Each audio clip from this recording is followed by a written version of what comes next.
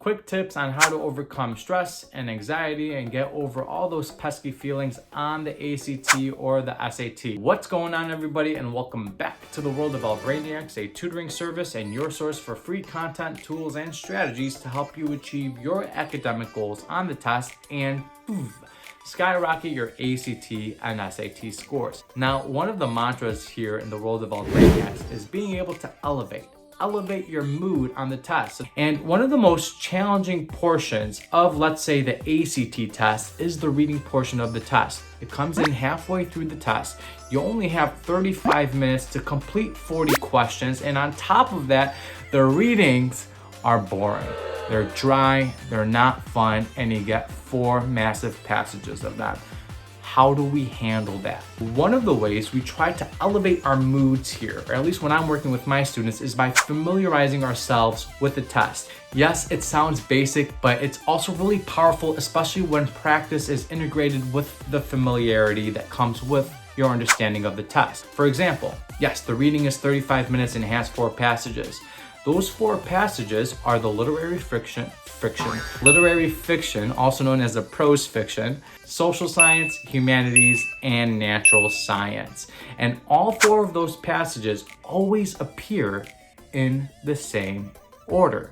Now, also take the understanding that we tend to be more engaged and we tend to read through passages more quickly the more we are interested in the subject matter. So what if we can use that to our advantage? We're human. We might as well use what we're naturally interested in on the test. For example, if you're naturally interested in science when at school or on your own, psychology, chemistry, biology, or just general science, you might not want to begin with a literary fiction passage. Instead, you might want to navigate over towards the end of the reading, towards the natural science.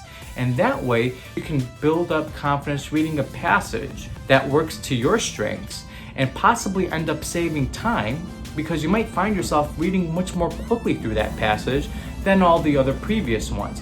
Then you can take all that extra saved time, pocket it, and use it on a passage that you might otherwise have found much more difficult, like the literary fiction.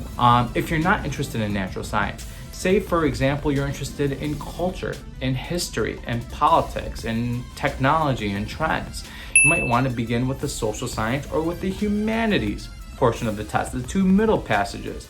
Again, it's a confidence booster and it's a way to save time on the test if your interest applies to those passages. Remember, you only have 35 minutes to complete 40 questions, 10 questions per passage.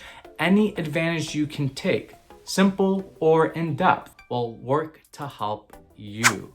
Sure, you can't go back on the math test once you've completed it. You can't go back on the English portion of the ACT once you've completed it, but nobody tells you that you can't go back and forth within the natural science or with the social humanities section or the literary fiction of the ACT reading section.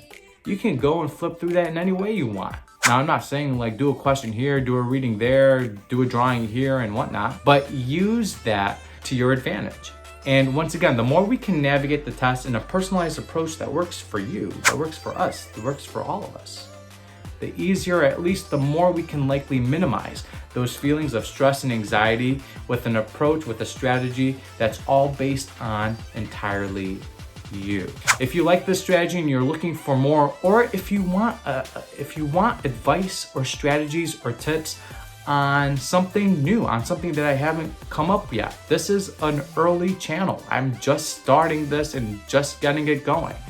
Leave a comment down below of something you might want to hear or something you might want to see later on.